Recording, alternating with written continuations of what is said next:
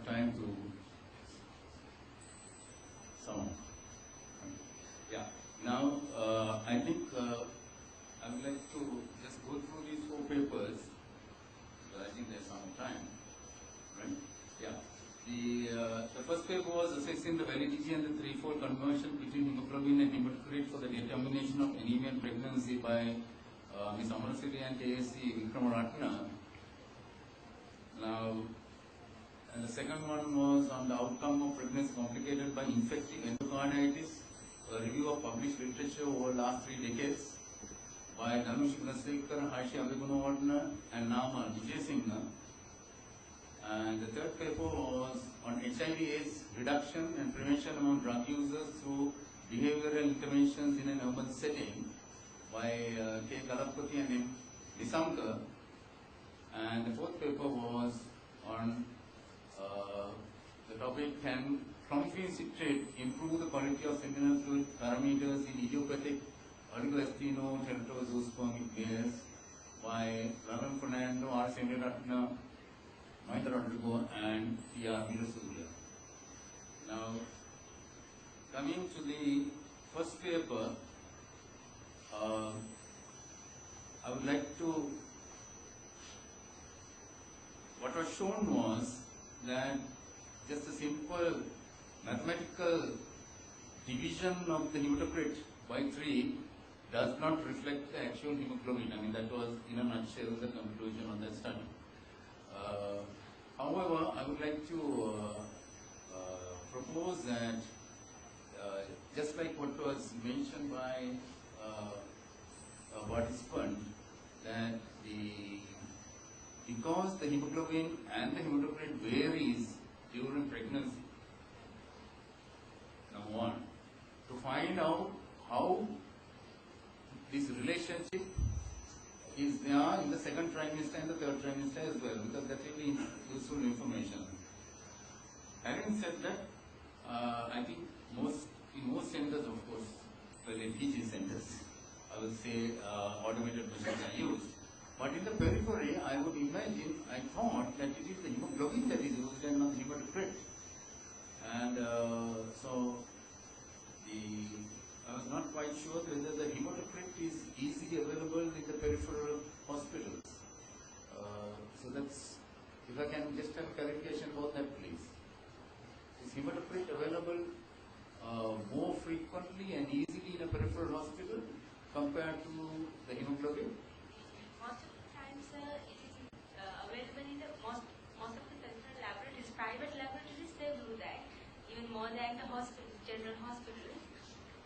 So most of the time in hospitals, the automated analyzers are available, and the Drapkins method is not used in most of the time because of the toxic effect and all. But in peripheral units, private laboratories, most of the time hematocrit testing is done because it is easy, cheap, and quick method. Okay, thank you.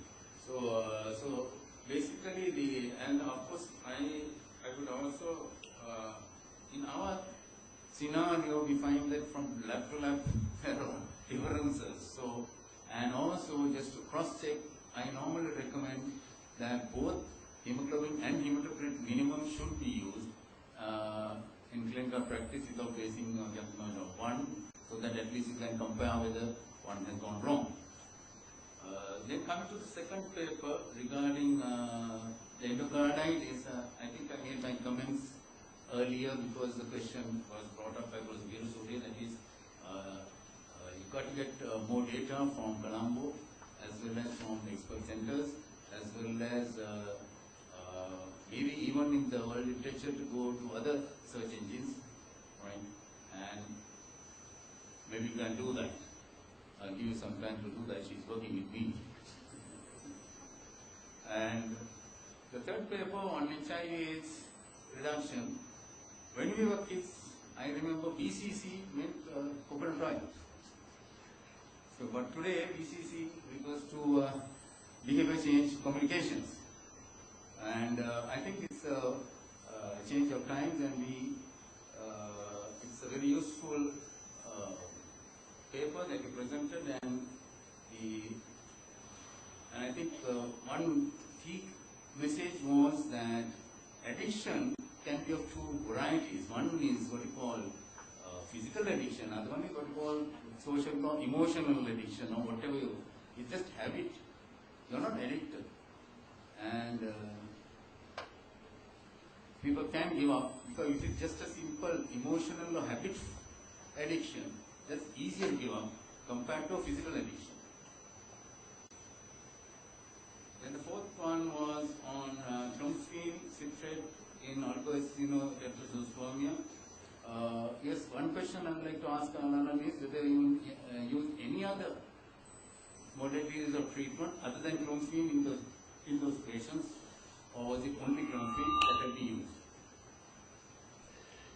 In these special groups are excluded other therapies, but normally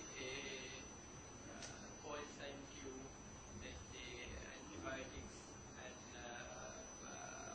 vitamin E, we are Right, using yeah, antioxidants. but all of the patients who are treated by this And quite rightly, a pre and post treatment evaluation is just the, what shall I say, the preliminary method of finding out whether there is an association at all, and then it has to be followed up by a proper randomized controlled trial, because it can be just a time effect or some other effect. So a proper randomized controlled trial is necessary, and as was pointed out, you have to go the full hog and look at not only improvement of parameters, but also the outcome fertility of this famous thing we call as OATS, as for shortened form.